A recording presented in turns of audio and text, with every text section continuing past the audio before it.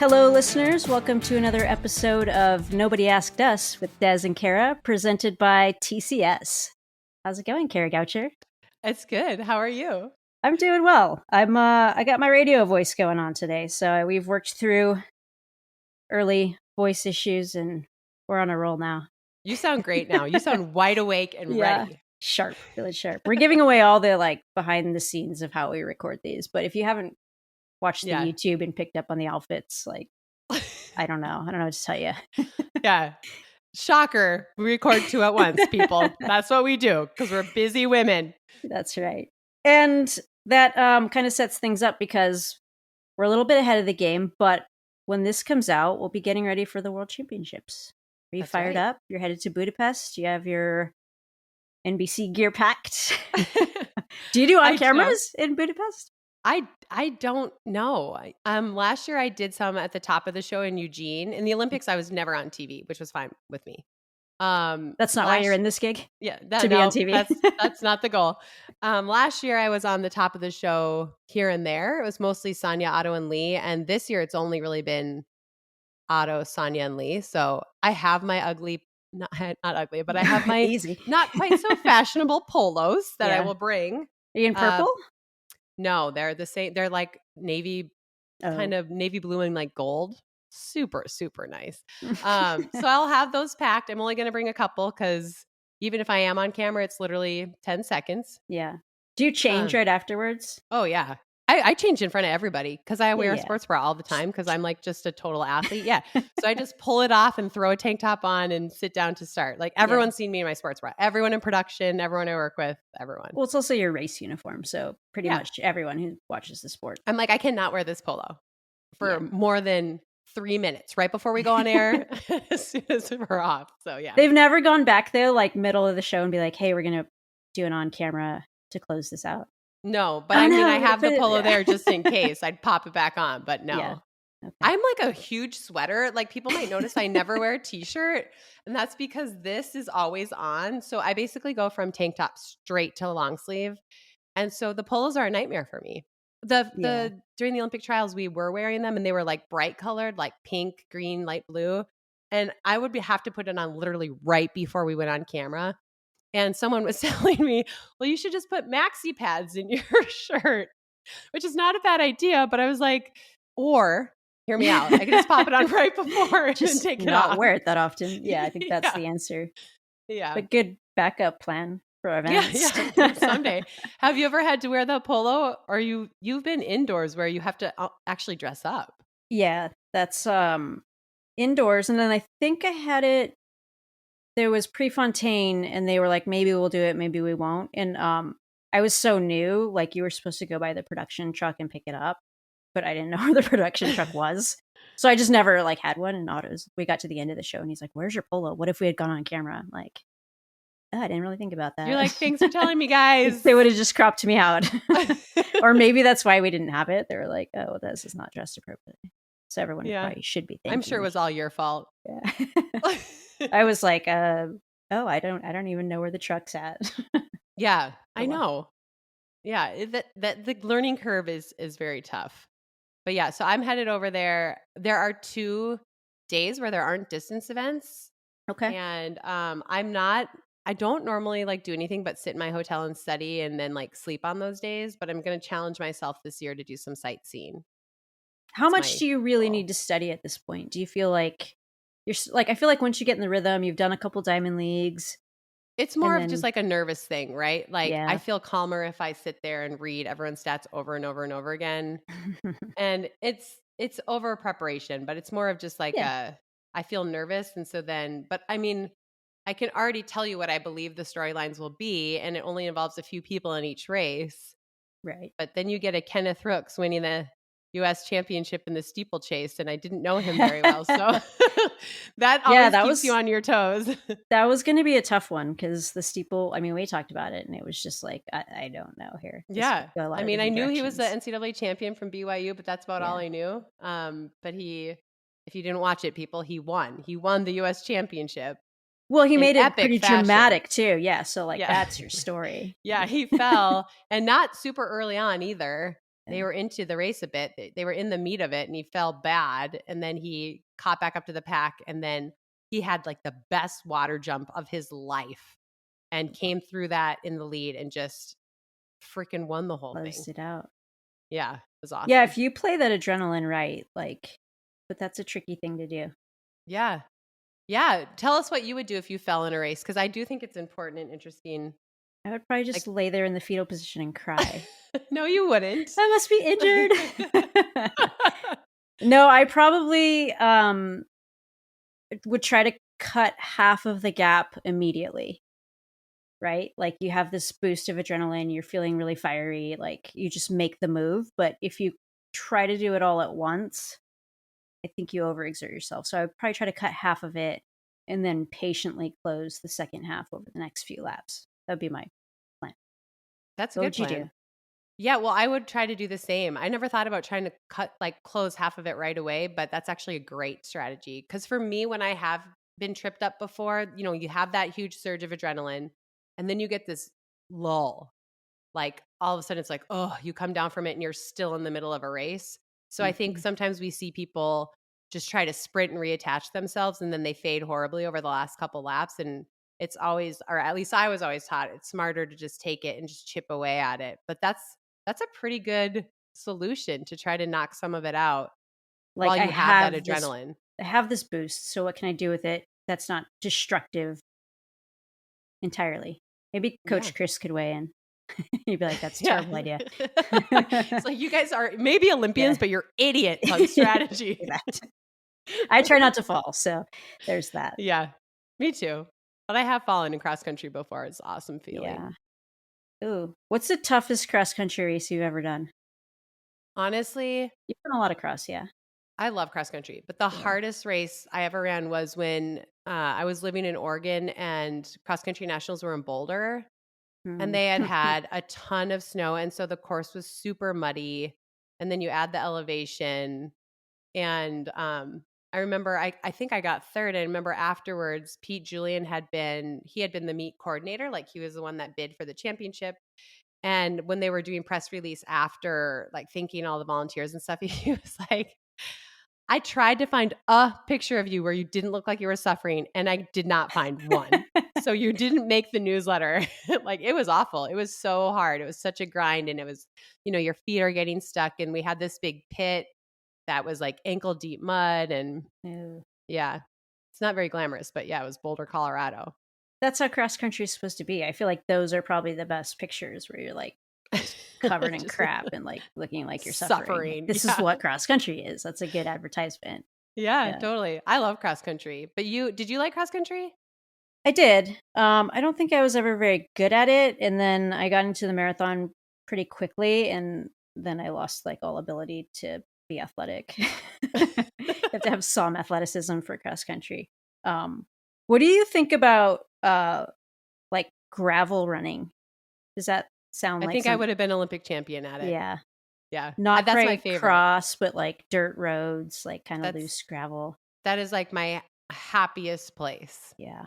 Yeah. I think there's something to that. There's a big cycling scene that's gravel right now, and I'm like, this is perfect for running. Why aren't we running here? Yeah. That's where I did most of my training leading up to the Rio trials. Let me make sure I do it right, on the west, east, the north side of town, right out of the Never north side. eat God, I've shredded lived there wheat. for like, I've lived there for half my life. There's just so many roads like that out there. And that's where I would just be out there for hours. I mean, that's where CU does a lot of their training, but I really feel like if that had been an opportunity at like an elite level, I would have dominated that scene. Maybe I'm being overly cocky, but why I can say it because you know Yeah. what? I don't have to back it up. Own So it. Do you think it runs slower? Like, a little bit, would you yeah. would you like convert? Like, oh, if I were on the road, it would be. Okay, so there's this loop that I would do at marathon pace. It was a little over 4.5 miles actually. And I would do it 2 times at goal marathon pace, and I would run it the same pace. It didn't matter if you're on the gravel part or not, but the first 3 miles was on gravel. And then the last mile and a half was a little bit uphill, but on pavement. And I would make up a little bit of time there if I was behind. Like if I was a little behind, I'd be like, don't worry, you'll make it up on the pavement. But I don't think it slows me down that much. I think a little bit because the traction's a little different, depends on the surface, how gravelly it is. But so I think probably it is a little slower, but I don't know. With my shuffly stride, for some reason, it just works for me. What about you? That's an interesting point. Yeah, it could just be like the stride and how you hit the ground and like how much is being left behind you with that little bit of slip. Mm-hmm. I just think it's a fascinating thing. It's like to me, I kind of compare it to like adult cross country because there's not many cross country races, and then you're worried about your health and like. But soft surfaces are awesome. Being out in the like open, Yeah. you have to go somewhere usually semi nice to be on a gravel road, like out away from the Mm-hmm. cities. I think there's a market for it. I think that gravel racing should be a I'm just thing. going to say that we're trademarking this right now because I actually think this is a brilliant idea. So nobody listening, don't copy this. Cut Des this and out. I are doing this.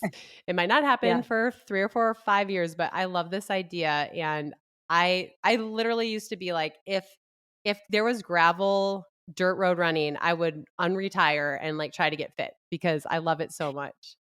Do you feel like do you follow Western states? Do you think that's gravel or is that trail? No, that is not gravel. That's I'm not trail. I'm so bad at trail. I'm talking about like a Yeah, trails. dirt road or a Yeah, gravel path. country Yeah, country roads. roads are my Yes, happy place. rail 100%. trails. Yes. Yeah, I'm yeah. not Okay. jumping over any rocks. There's no mud Roll forming. my Yeah, no. ankle. It's just a road All with right. gravel or it's dirt, right? That's it. Okay. Let's make it Okay. happen. Started here on the pod. You heard it here. Okay, other races we're excited about though. We did talk about Budapest a little bit. What are you looking forward to there? Well, I got more excited about the marathons after we talked about them. Excited to see how Yeah. our men do. I'm excited to see how our women do. Which I can't say on air. You're not allowed to say our team, but I can say it now because it's Mm. just you and I. I am Yeah. excited to see how they fare and seeing Kira D'Amato run like a little bit more tactical effort. We know she can just hammer and fly. Doing something that's Mm-hmm. perhaps a little bit more tactical, I think is going to be super interesting. And I still, I mean, people are running so fast this year. Every event's going to be amazing, but I still think the men's and women's 1500 I'm most excited about. I agree. Those just look really good. The fives are interesting too, but it's a lot of Yeah. crossover, like same players, and then like how do they bounce back? Yeah. Or maybe that's more 510. Yeah, more I don't 510 maybe. I do think the women's know. 800 is going to be fascinating too, because early in the year, Keely Yeah. Hodgkinson was running so fast and just dominating everything. And then she kind of had an off day and lost, and then she withdrew from London with a little injury. And the thing Mo wasn't racing at all. And then she raced the US championship. And honestly, if she had run 1 1500 before that, she might have been able to win Yeah. that. I think she was learning from the prelim to the final. I mean, Nikki Hiltz absolutely blazed that last 100 and deserved to win. But I think that with a little bit more experience, she could have been a little more dangerous in that 1500. So seeing her versus Keely Hodgkinson is, for me, it's just going to be super interesting because at the beginning of the year, seemed like no one could beat a thing Mo. Then Keely was really coming on, but now she seems to be perhaps overcooked. I don't want to say that. Hopefully she's not listening. Well, she won't hear this. Um, and I think Mo seems to be coming on. So that'll be a good race. I think the 800s are always good. I mean, a thing is probably the most exciting thing in track and field. When she's really on fire, you're just like, I need to see what she can do. Yeah, Um, but to have a little pressure is going to be it good will for be her. good. It'll help push her career, you know? I Yeah. mean, of course it would be nice to just be able to win a world title no problem like she has, but work for it a little bit more will be interesting. Definitely. Anything else you're excited about? Any of the field events or the sprints? I'm thinking. I mean, watching Mondo is always Mhm. fun. That's ridiculous. Sometimes I do this and I like really highlight the men's stuff, but like Krauser's so fun to Mhm. watch because he's just electric. You never know what's going to happen. Um, those for me are the field that I'm super excited about. Yeah. I'm blown away by how, like, on TV it looks like one thing, but when you're there and you see just how high he's jumping and just how dangerous it is, it's really incredible. And for the women as well. It's just that is an event that is looks cool. And I'm always like, I could do that. And then when I see it, I'm like, I could not do that. Yeah. Not happening. So technical, yeah, and you're just like, I don't know. They're pros, so they make it look easy. Right. Yeah. Like, no. And it'll be interesting to see Sydney McLaughlin Lavrone in the 400. That'll be fascinating. Yeah. I think she was point zero 0.05 away from Sonia's American record, and she was supposed to run it in London, but withdrew. And Sonia's like, it Yeah. lives a little bit longer. Well, yeah. Yeah. What was the reaction in the booth? Was she, like, fired up, or was she a little Well, relieved? Like, could you get a real oh read yeah, on it? she had totally accepted Yeah. it was going. She was like, it Yeah. stood for way too long anyway, and she's like a Yeah. once in a generation talent. But then when she Mhm. when she finished and the time flashed up, she looked over at me and she was like, yeah, like it survived a little bit longer, which I Yeah. love because that's authentic. I think that's how we all feel. We know it's going to Right, go, right. but if it survives a little longer, we're like, oh, okay, yeah, yeah. Yeah. Um, Not rooting no, not against her against by her at any all. means, but, No, like, no. And she's like, I know she's the one that's going to take it, and I like her, yeah. but it's still fun to have it last a little bit more. Yeah. Yeah, That's cool. Like, it's a rare thing to kinda see that record fall, like, and be on the call, yeah, and that what an interesting dynamic. yeah. So I have a story about the past week. Do you have anything else about the World Championships? No, I Anything think else it's going that, to be like, great. I'm excited to recap Yeah, it. we'll recap it. I don't know how we will though when I get back. Good medal chances for the US. I think, like, a couple weeks ago on the US side, you'd be like, maybe one, and now it feels like it's getting a little bit, like, It hotter. is getting hotter, and I think too with tactical races, doors open up, Mhm. opportunities open up. So we know there's a lot of really fit distance Americans, and if they really can sharpen up and put themselves in the right position, yeah. That's what I love about Yeah. world champs and the Olympics is that there is no wave light, there are no pacemakers, and you have to really read the race yourself. And I think it opens up the door for someone who's really, really fit. I mean, we just saw the American record fall in the 5,000 for the women. Alicia Munson ran 14:19, which just blows my mind. But now we know she is super, super fast. So maybe tactically, maybe she can't run 14:12 yet, but the race, I don't think it's going to go that fast. So maybe it gives her an opportunity to Right. be there and strike. So I really do enjoy these championship races because I feel like we've become so focused on times in the regular season that um, I don't love it as much. So I am very excited to see just pure racing. Yeah, there's that thing on the line that matters, right? Like, and it's the win, but also top 3, like, Hmm. those are career changers, like, they're game changers for the athletes, and I think you just see, like, so much more grit. Totally. Because once a time starts to slip, it's like, well, let me just get through or whatever, but every step of the race matters for these Yeah, guys, which is it's crazy. going to be It's great. fun to Yeah. watch. I'm excited. Um, yeah, so that wasn't the segue I Okay. wanted, but I'm going to tell you about. I'm excited about that stuff. Here's something that I wasn't excited about over the weekend, and not that I was disappointed by it. It's just always a frustrating process. Getting woken up at I I want to say 6, but honestly it was 7 in the morning with a knock on the door. Actually, Ryan had a pair of my basketball shorts on, which is weird. I was like, why did you pick those up? And no shirt. He went downstairs to get the puppy to take him out for a pee. He opened the front door and smacked right into 2 people on our porch. And he's like, what the hell? And he looked at him and he was like, oh, it's Tina. I know Tina. She's been drug testing Des for years. And walked back in with the puppy. And was like, let me get you out of bed. So, yeah, nice. Not too early. My window is usually 5 to 6 a.m. because that's when I have to go. Right. But yeah, nice little drug testing morning. And so I thought this would be an interesting topic. We could demystify the process because I think they don't really hear too much about it except a quick tweet or maybe somebody who hasn't really been through it or has a story that's like uninformed because they heard it from someone who heard it from someone. And we've been through this a number of Hmm. times. So I thought we could talk about the process a little bit. Yes, I'm glad that we're going to do this. And it just is making me giggle inside because every time I would wake up before my drug testing window and like have to pee so bad, I'd be trying to hold it and I'd be like, no, I have to go. Literally 30 minutes later, the doorbell would ring. I'd be like, damn it, I knew it. So Yeah. yeah. So there's a strategy here. There's a strategy with your I mean, and everyone has their own thing, but for me, there's a strategy with my 1 hour window. So I guess to describe it, you have 1 hour where they will not inform you that they're there or they're looking for you. They just knock, and you have to be where you've put your whereabouts for the day.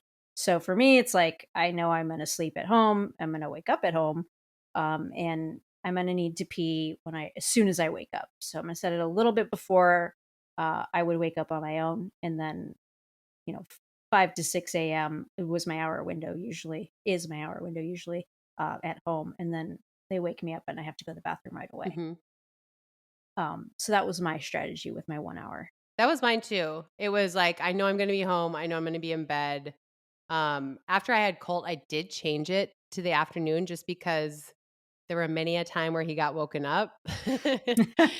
And I was like, I "Hi, know. guys." Ugh. So then I did change it. I Thanks. changed it, I think, to like 2 because that's normally I was always home by then and usually napping or Yeah. just playing with him. But for most of my career, it was 6 to 7 because I never left my house before 7. And yeah, just knowing when you're gonna be there, right? Like, I hear athletes set their window as 5 to 6, and I think, "Oh, 5 to 6, I could be anywhere. I could be running, I could be grocery shopping, I could be eating dinner, depending on how hungry I am. I could be at a restaurant," So everyone Yeah. sets theirs up differently, but yeah, I was like you. First thing in the morning, I know I'm gonna be home. I most likely will have a full bladder, and I'll hear that doorbell. Have you ever worried about not hearing your doorbell? We've heard athletes use that or say that they didn't hear the doorbell and they missed the test and then they have a missed test. Um, I don't think so. I think I've always been pretty confident someone would wake up. Yeah, Whether it be a dog, like those are really great doorbells. Our old dog would always, be barking. We'd have to put him away first and then let them in because he would also bite. It's very protective. So he was helpful. And then we have ring cameras, so also like Ryan will be like, "Hey, someone's at the door. Get yeah, up." And then Ryan's pretty good, so I might sleep through it. But hotel rooms, obviously, they're going to be right, pounding. And then I've never been in a place where, like, you know, been worried about that if Ryan wasn't there. But at home, Ryan's right. there, and he's kind of like the other doorbell. So That's good. yeah. So you want to talk a little bit about the process, Yeah, like like how because I feel like yeah, how it all works. So interesting in a weird way. when was your first drug test though? Do you remember? Good lord, forever ago. Um, it had to be. I mean, I guess an in competition post race, like you have a really good race, and then they take you right afterwards. You have the chaperone who kind of follows you around so that you can't do anything weird. You can't get other eyesight. You cool down in a small like loop so they can watch you, and then they pass you off to the doping control room when you're ready. And by ready, I just mean done with the cool down and like maybe a awards presentation, anything like that. And then you sit in the room until you're really ready to go. But yeah, this was like a post race thing, and then go. Yeah. I- And then you have people Yeah, watching yeah. you. Oh yeah, I know. The first time you're like, "Wait, I'm sorry, what?" And they're like, "Tuck your shirt up into your bra and pull your pants down and I'm going to watch." Yeah. And at first it's like really it feels weird, but then later in life you're like, "Pfft, whatever. Yeah, all right, here we go." I had my first drug test in college and it wasn't from USADA and I was Okay. called by the trainer and she was like, "Hey, can you come to practice early? You got selected for drug testing," which obviously is not a very good system. And granted, this was back in like Right. 2000 or 1999 or something. Um, and then at the NCAA championships, I was drug tested after my races, but I didn't enter the pool from USADA until after I ran at the Olympic trials, I believe that year. Okay. Um, It's a good time to be thrown. yeah, and it was so Hmm. different back then, Des. Like you got a form that you printed off, you filled it out your whereabouts, like hand wrote your whereabouts, and then you faxed it Okay. to USADA. It was so different than it is now. Wow. And then it went from like faxing it to it was online. It's like a calendar, and then you Hmm. filled in all the dates, and then you could update it by logging into your account and changing where you were going to be. And then at the end of my career, it was an app. And oh, Yeah. actually, then there was this other time where you could text. Like you could be like, Email or yeah, text. like my Yeah. whereabouts are changing. I've decided to fly to Minnesota. I'll be at this address, or I'm sleeping over at so and so's house. Like you could just text it in. And then at the end of my career, which I believe is how it is now, is an app. Is that how it Yeah. is now? It's still an app. Yep. And sometimes it's pretty shaky, but the app's still way better than like email, text, fax, I think. Yeah. Um, but it's like it is like a whole calendar. Like you have this whole calendar, and then you have to put in 1 hour if you're in a certain. This is where it gets like kind of dicey. But if you're in a certain pool, certain quality of athlete, then you have to put in 1 hour where you're going to be, and they can inform you. And then you have the rest of your day that you sort of give them an idea of where you are, Hmm. and they can get a hold of you. Like, hey, we're in town. We're at your door that you like the address you have listed. And you're like, oh shit, I'm not there. Like, I'm actually at the track. And they'll, oh, great, we'll meet you at the Yep. track. Like, I feel like that's a confusing thing. So the 1 hour is like, have to be there, no notification. The rest of your day, they're working with you Yes, this is a for the big most part. miscommunication and misunderstanding, I feel like, a little bit on the internet right now, which is that, yes, they can test you outside of your window. However, just like you Yes. said, they will do everything in their power to find you. They will call you, they will meet you wherever you are. I remember one time we were walking out of the house to go to a preschool, like, orientation basically. And they just followed us there and we were doing the tour at the preschool. And I was like, I think I could pee right now. And so we went in and I squatted down on this tiny little toilet. We did the whole collection right. It was just urine. So we did the whole collection right there, sealed it up. Yeah. She took it and left. And like they will meet you anywhere. I've had someone go to the airport with me. So I feel like that's a little bit of a misunderstanding. It's not like in your hour window, they are not going to call you. You are guaranteeing Right. that in that window, you are going to be there. The rest of the day is much looser. And so I would usually say like Boulder County on the road, street, stores, like I could be anywhere. Yeah. But it never was an issue. Um, and so, yeah, I'm glad that you clarified that point because I feel like some people, and just like you said, you get this whole calendar, you do it quarterly. And then you have to fill in like any competitions you're going to be at, if you have any trips, things like that. But it's really easy to change if your life changes. It's not like you're married to this 3-month thing. Like, well, now I can't go to my sister's wedding because I didn't enter it in the calendar. Right. You can literally just update it right then and there. And as long as you have updated it, you're fine. And you get like, I think for outside of the, well, I guess all of it, you have like up to 1 minute prior. Right. So literally, like if you're out and you think about it and you're like, oh shit, I forgot to update. Like as long as you're within a minute of them showing up and you update it. And I know this because this happened to me recently. I was, it was like a holiday, and so I had Monday and Tuesday mixed up because we were on like don't know what day it is, and we were in New Hampshire, and I knew I had my whereabouts in Michigan because I had us flying back the wrong day. And I woke up and I was like, ah, shit. So I updated it, and they actually came later that day, like 30 minutes later or something. I was like, I updated, Yeah. like, but you have that freedom. It's a weird thing though, because I will say it's not the first thing that comes to Right. mind. And there's a lot of times I've been probably off and like just didn't get tested that day. But I travel a ton Yeah. and I'm pretty aware of like making sure that's the first thing that gets updated. So it can be hard, but it's not impossible It's not to impossible. stay on And top of. it's for me, what I get frustrated with is that it should be a priority in your life. Hmm. This is what you do for a living. This is like you're trying to achieve all your goals. I have made this list and posted on Twitter so many times over the last 10 years that there was recently another case of whereabouts failures and I was going to post it, but I was like, I've already done my part. But the first thing is make your hour window where you know where the heck you're going to be. And if for some reason you're not home during that time and you have an agent, your agent needs to call you every day 5 minutes before that window to make sure you are home.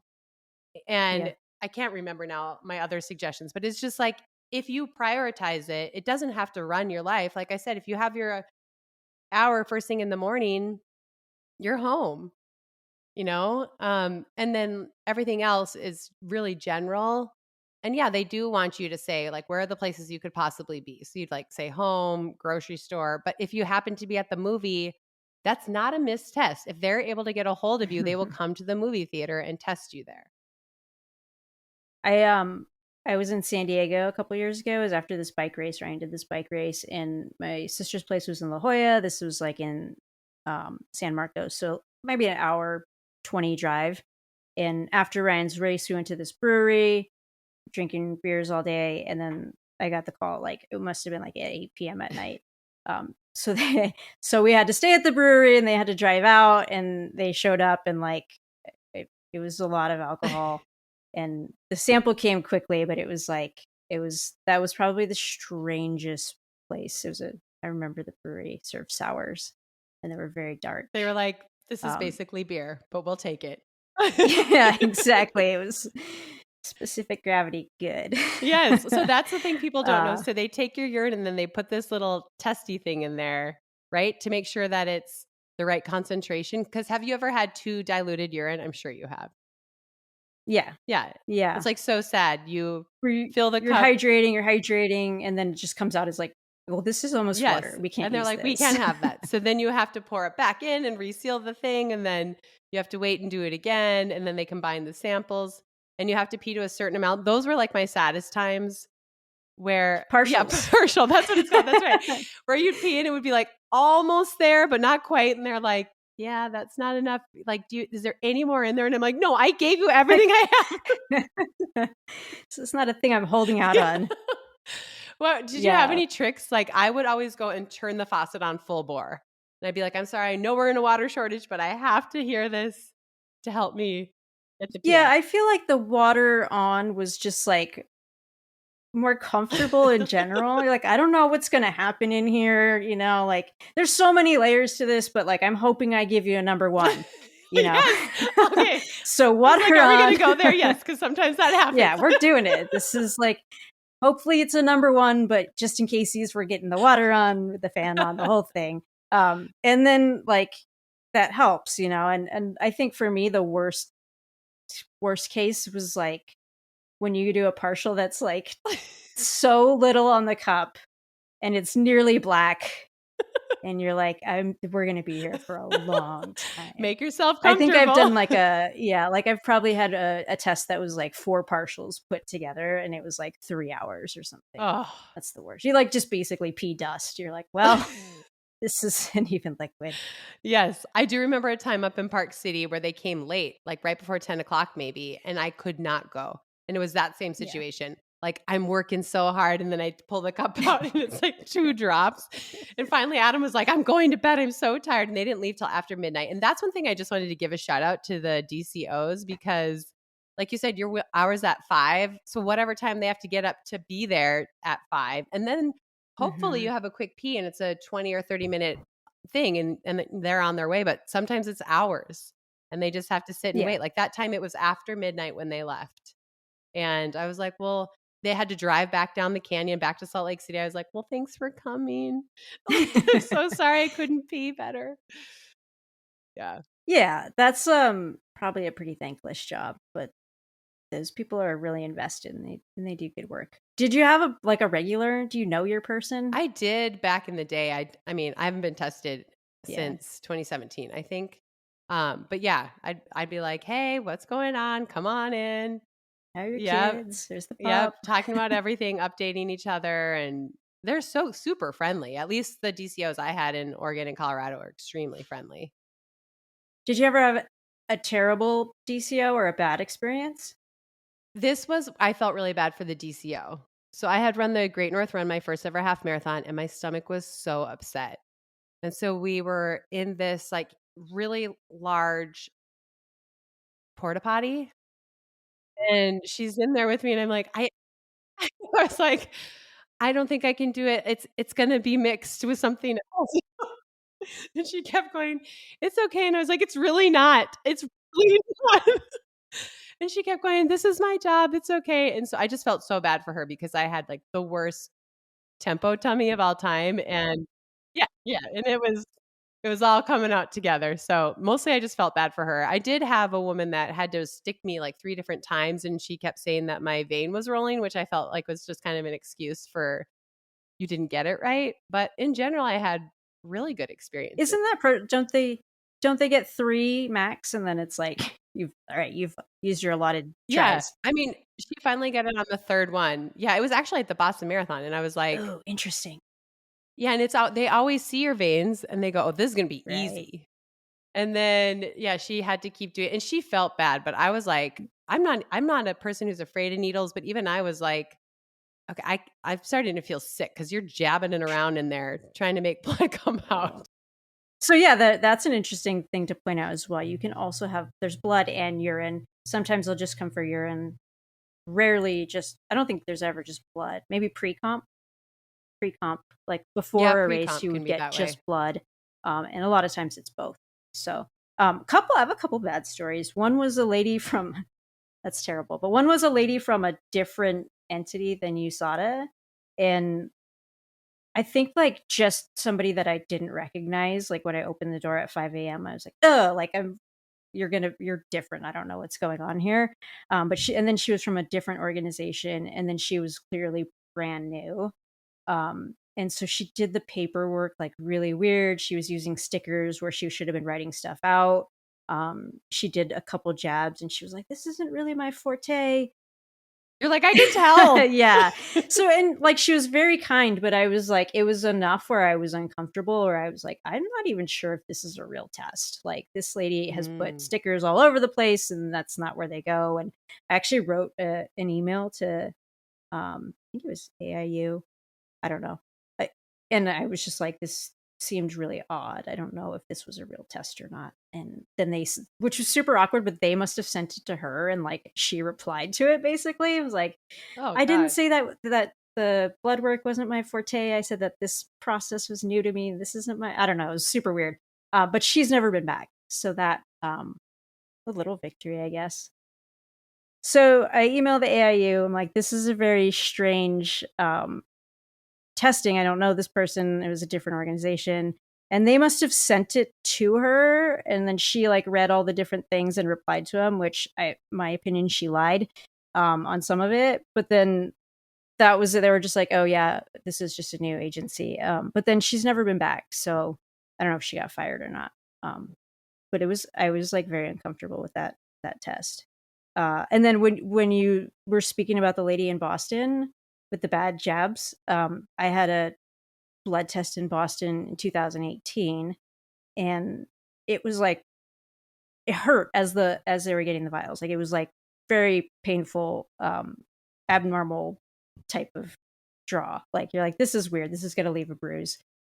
And whatever, it starts bruising up. Then I obviously run 26.2 miles. My arm is swinging, and I finish, and there's all kinds of shit going on, obviously. So I didn't really Yeah, notice just it, note but my like you arm, won. I yeah, my arm was very sore. And then literally like 2 days later, like it was bruised from like here to here, like black. Like I was concerned. We did a video call with a doctor and he was like, no, that's just bruised. It was a bad draw. But I was like, I look like I'm some kind of weird Right. addict, like clearly messed up.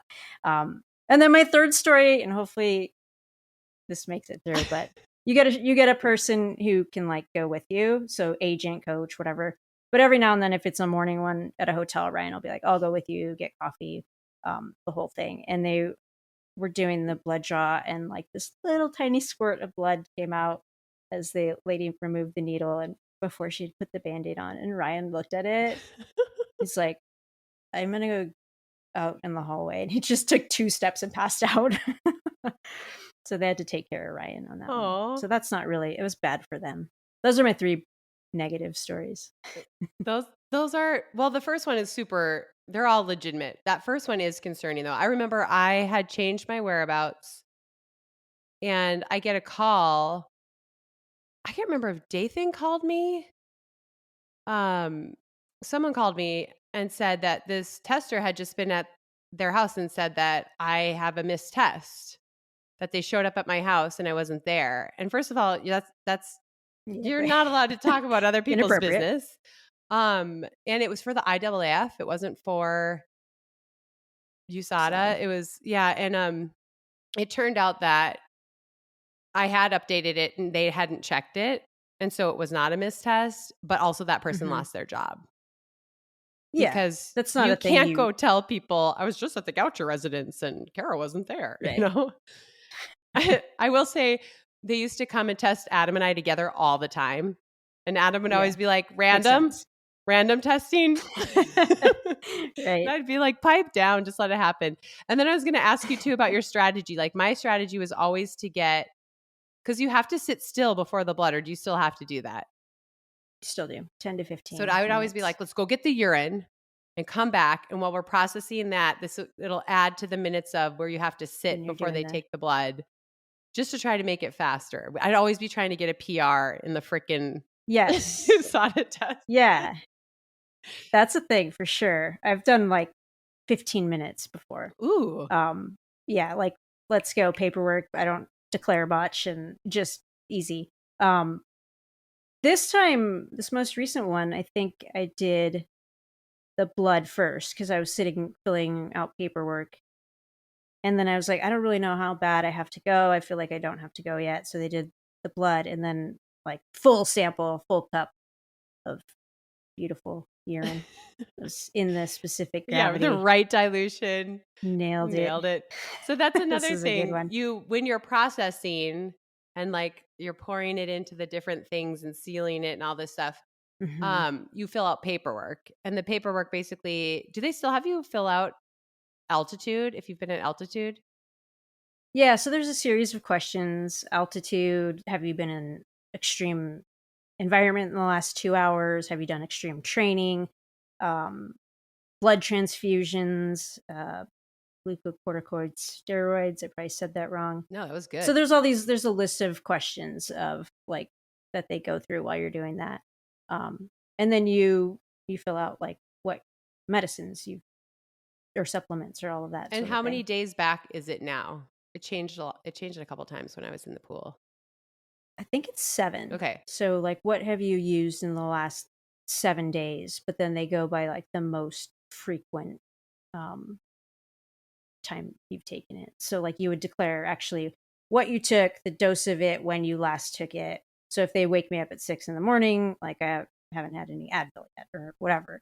So it'll all be from, like, the day prior. Or, like, I had a long run 3 days ago, so I took, like, the power bar fluid while I was out there, and then I had a recovery shake, and you put all that stuff down. Yeah.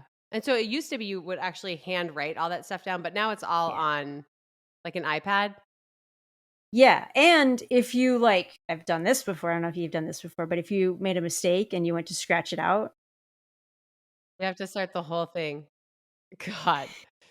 Yeah. Oh. So I have a question. So, when you're like looking at the number on the box and on your bottles, and so the Mhm. number on the bottles is supposed to match the number on the topper. It's supposed to match. This is my pee cup, my Right. pee thing, and then That it's supposed mug to should be match the exactly yeah. box. All that stuff. Do you really look at the numbers? I would like just pretend. Yep. Looks good. Yeah, I don't know why. Like I could have just done it. I do, I'm a nerd. Well, good. I mean, the whole point is to make But sure there's nothing wrong in the process, but I was like, "Yep. yeah, sure, Yeah." yeah. You glance at them, but, like, this time I can't actually see because my eyes are all messed up, so I'm like, "Can you look at it?" But I've asked that before, I'm like, "Have you ever got one wrong or, Yeah. like, had a mix up?" And they were like, "Once." And I was like, "Oh, I need to look." You're like I should probably pay attention. and they But I could see, like, them typing it in wrong, like, it's just yeah, like a fat finger right. thing. Yeah. But that's part of the process too. You have, like, the 2 bottles, the A and the B sample, and then they're filled to different volumes, and then there's, like, the lids that are, like, super gnarly. You know when that the report that the Russians were, like, undoing the caps Mhm. somehow? I was like, "How the fuck is that possible?" I Like, know. those looked so, like, secure, Yeah, so that and was now they have new the bottles. Berliner bottle. Is it still Yeah. Berliner? It's something I new. think it's something Yeah, different, and they yeah. were like as you clicked forward, the only way to get the tops off is to actually break the top, supposedly. It's like a metal, Yeah, like, like a device that would device come that down and like locked. break Right, it open, and it turns out they were not. which is Yeah, wild. and so the Russians were just getting it off somehow, changing out the urine, and then re-putting the thing back on. And you would click it, and click it till you can't click it anymore. And Yeah. I would always be like, "Ugh," just trying, trying to get one more click. I don't know why. Yeah. But yeah, and that's another part of it is they can't help you with that process, right? Right. They're not Yeah, they touching it. can't touch anything because then it would be contaminated. Right. Yeah. Until that first like click Yep. And then goes. they can help you And click it then more. I'm like, I'm not strong enough. Will you do it for me? Do you still have to put it like you'd click the bottle and then you'd put it in like a plastic bag and then put it into the container? Do you still have to do the plastic bag part? I think there are still plastic bags. Okay. Yeah. There's a lot. It's so much waste too. There's all So these much like waste. shrink wraps. There's all this plastic now. Mhm. The cardboard boxes are smaller. You put it back in a little cardboard Oh, that's box. good. Because Yeah. we used to put them in styrofoam. Yeah. Yeah. It's like, we're killing the environment one pee test at a time over here. But it's also like, For a good yeah, cause. like you'd hear that doorbell. I actually had a drug testing doorbell. And I'll tell you why. Huh. I wasn't paranoid about it, but my coach, when I was coached by Alberto Salazar, he was totally paranoid by it because we had altitude machines running in our room. So it Mhm. was a little bit loud. Maybe. Yeah. And he was so worried that we would miss it. So we had a secondary doorbell put in with a little plate that was like for drug testers. And then that doorbell was in Louder. our bedroom. So it Oh, would ring in our bedroom. And smart. then when we moved, we actually just like took it with us and did it again. The thought of like sleeping through a drug test is like so petrifying, but I don't think it happens. I don't think it really happens. I mean, maybe it has to a few people. They're pretty like they'll bang on your door for an Yeah, hour. they'll Like stay the that's the whole hour job, and just right? keep knocking. Just Yeah. yeah. And then they write like notes like light was on, Hmm. heard dog barking, knocked every 3 minutes, 10 knocks or like it's super detailed. Right. And I think that's the part that I didn't. So there's whereabouts. So you can have three, well, basically two missed tests. The third one, then you face a Right. sanction. And is that, I can't remember, is it in 12 months? Hmm. Okay, it's in 12 Ooh, months or is it 18 months? I think it's 12. Okay, I think it was I should 18 know and that, now it's but 12, I think. So in a 12-month span, you can miss two tests. The third test, then you have a sanction. But if you miss a test, it goes down as a whereabouts failure or a filing failure. So mhm. quarterly, if you don't turn your quarterly report in on time, that's a filing failure, which counts as one of those three. I was in a USADA meeting a couple months ago, and for the first time ever, USA Track and Field had 100% turned it on time. Yeah, but I'm Wow. also like, how are Sort people of not turning sad. this in on time? You have like a That's month sad. to turn it in. Yeah. And then if they show up and knock, like you were saying, and you're not there, that's a whereabouts. Well, that's a mistest. And then if they come outside of, this is where it gets confusing, I think. Yeah, yeah. I was in the hour, Yeah, right? yeah. So that's a Sorry, go ahead. mistest if it's in the hour. And then if they come at another time and they're calling and they can't find you, you're not picking up your phone, that's not a mistest, but it is a whereabouts failure, which basically is the same thing. So if you have a filing failure, a whereabouts failure, a mistest, or those all essentially are considered a mistest. I mean, they're not, but they are. Does that make sense? So is it this is the Coleman question. Like is it a three of the same kind or like three Just strikes in the any three period of okay. any kind, like a filing failure, or whereabouts Yeah. mistest. And was that changed post Coleman? Because I feel like that was his like. I guess he got. He was able to prove. I'm going to get myself in trouble here. I think that Don't do it was a filing it. failure, and he was able to argue a rule that should have been backdated to the before that 12-month time or something. Yeah. So Okay. even though he had three, one of them ended up saying, well, it wouldn't have counted in this time frame, but then he had another failure, not a positive Right. test, but he had another missed test Just shortly after that, and that's how he right. unfortunately ended up missing Never a Tokyo. positive. Never, no, he never Right. had a positive. Yeah. Here's a question for you that I found kind of interesting in his case, and not we don't have to talk specifically about him, but just generally, like he did have this moment where he put down the wrong address. He was like, "Oh, I went to this track meet at the last second. I'm at a track meet. There's a DCO available. Can I just go, like, have that DCO collect the sample?" And like theoretically, if this is outside of his 1 hour and they're knocking on his door and it's like, "Hey, we'll come to you," and there's a time gap anyhow, like what do you think about that? Are you trying, or do you feel like suddenly they're just trying to get you on bad filing if he's willing to give a sample, or I mean, there be any flexibility? I think I've had one missed test ever, and I was at New York City Marathon, and I had listed home, and I was like, well, I could go, like, there's testers here, I could go get that done. But that's not an option at that point. How do you feel about that? If you had the option to just go and get it Oh, done? well, obviously, as an athlete, I would think that's so unfair. I'd be like, well, I'm right here. I think where it would get sticky is if you change that rule, then yeah, it would just be tough because then people could always claim, well, I could have gone here potentially. But like in the situation where he was at, I think, a meet with drug testing. You're at the New York City Marathon Yeah, with drug testing. It seems like that's an easy solution. Test me right now, you know? right. Can't you just pass this Yeah. off to the people Yeah. where I'm at? But that's That seems That's like, considered yeah, a whereabouts failure, but I'm not sure how yeah, I feel about that because I yeah. understand why there's the rule because otherwise people will just miss tests because they Just know be right, because maybe they're trying to hide something, right? right, Um, so I understand why the rule's in place, but in his case and in your case, it just feels like, well, there you're not running off into a hotel room by yourself. You're here, like, test me, I'm here. So I don't know. right, right. Yeah, I think that's. I mean, it's super rare. But if you were like, oh, I can actually get you a sample from the same governing type of body, Right. I just find that interesting. Yeah.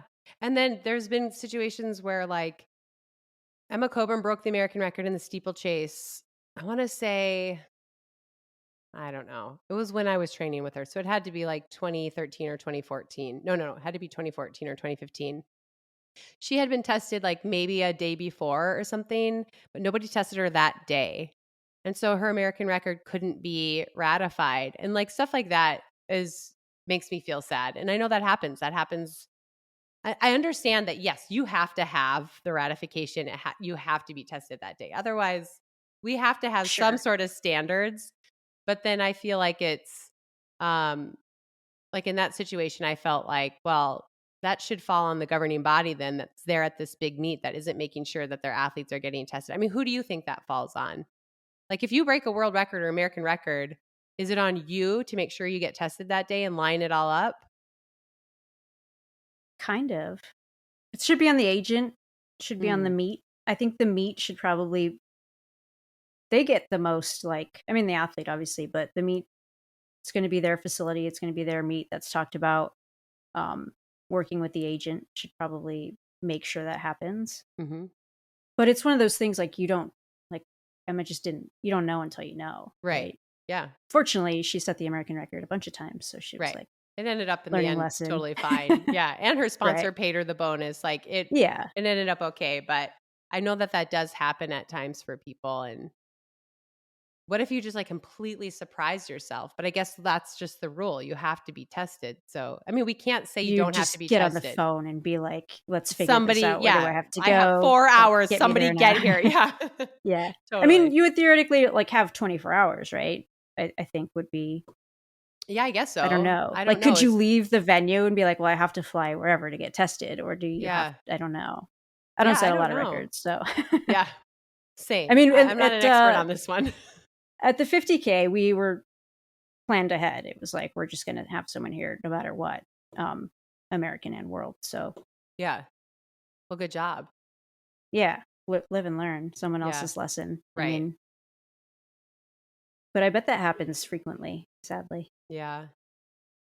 Yeah, I was thinking especially like now with there was a everyone setting race. records. Yeah, there was a women's mile at Monaco where every single person in the race set a personal best and half of them set national records. So their drug Hmm. testers were very busy, I would assume, after that race, testing Just like all a of those women. lineup, right? Yeah, everybody get in line. Oh, Yeah, that's funny. for sure. What else? What else about the drug testing process is interesting, is worth discussing? Or do you want to hear my super fun story I want to about hear drug your super fun testing? story, but I can't remember. And I think it would be interesting to note how long after your test do you get the results? I don't remember. That's sort of like up in the air. I feel like it's like a month and a half or something. Okay. Yeah, here's an interesting thing too. Missed tests. I've missed one. You don't really get notified till like 2 weeks later.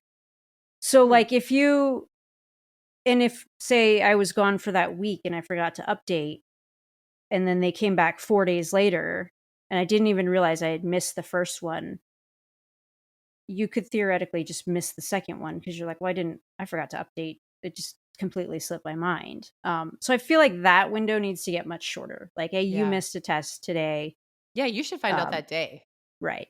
or Like within 24 they, hours. right. And then you can start, like, you can either update what you have that might be wrong, or, this was an error and here's why. And then you can just clean it up right away too. Yeah.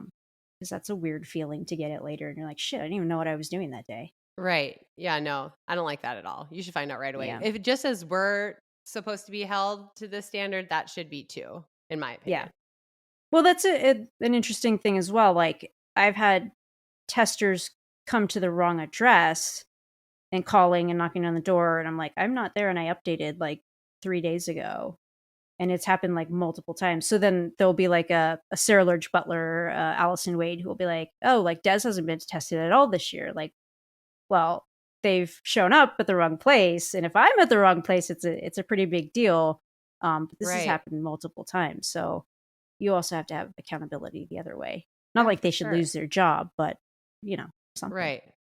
Yeah. Well, and also that's just a waste of resources Totally. because so Eh, you just paid someone to go drive wherever, sit around for an hour, knock, whatever. You know what I mean? Like that's a right. waste of resources.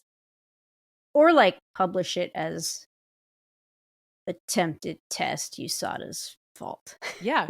Yeah. Like, Totally. she was to be tested that day, we messed it up. Otherwise it looks like that year it's like, oh, she didn't even get tested. Yeah. Not That really the case. And that's the tough part, right? Is like you do want to get tested because you want Right. all those numbers and you want to be able to say, look at my profile, but you don't have any control if they come test you or not. Right. Yeah. You could run better. Like, if I were running better, that's like the most control I have. Like, if I had some better seasons here, They'd they'd be probably showing test up me more. nonstop. Yeah, it is I'm true. pretty sure they're like, she's going into the Masters. We better start testing her. All that prize money's coming your way. That's right. Big dollars in the Masters. Competition's stiff though. It is. Edna. You and Sarah Hall, Edna all together, that's legit. It's not low hanging. It's kind of low hanging fruit, but not It's not that as low low. as it used to be. Yeah. It's not easy to just pluck anymore. That's for Yeah, sure. that's true. All right, I'm gonna tell you my super fun story. Okay, I'm excited. All right.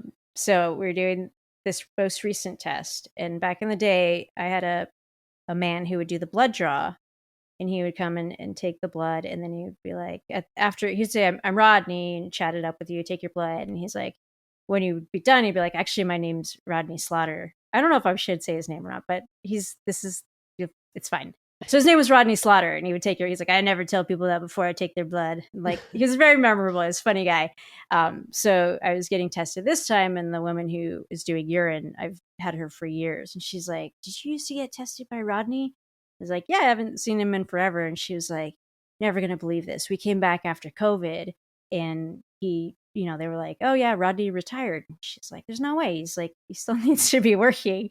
Like, he's not of age to be retired. She's like, I shot him a text. I was like, Rodney, where you at? They said you retired. He's like, oh yeah, I won the lotto.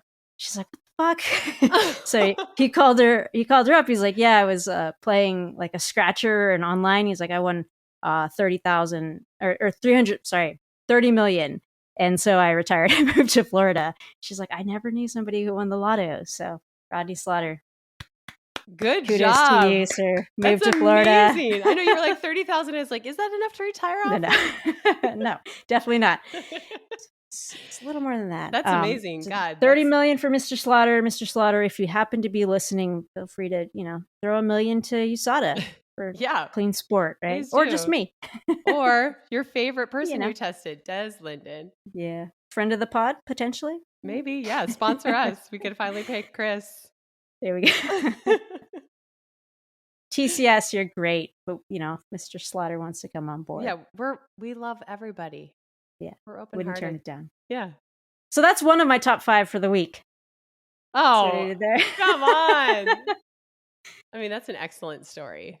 Okay, we're saying top 5 things of the week together if we hit 5, or just things in general.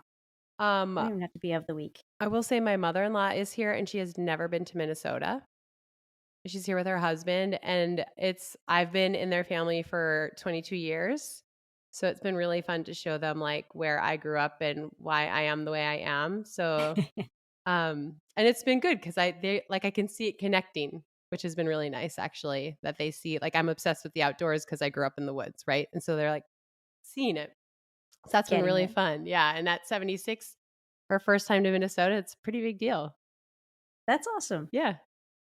I'll counter that with my mother-in-law is not here. I don't know if they listen, but I always am surprised by the people who do listen to the pod, which is that'll be the real positive here.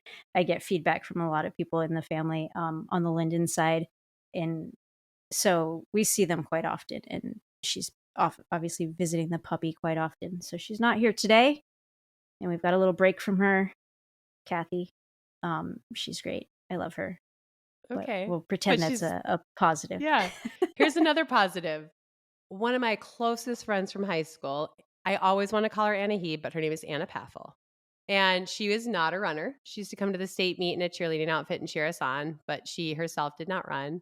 And she did train once to run a half marathon. She wanted to run faster in the half than I had in the full.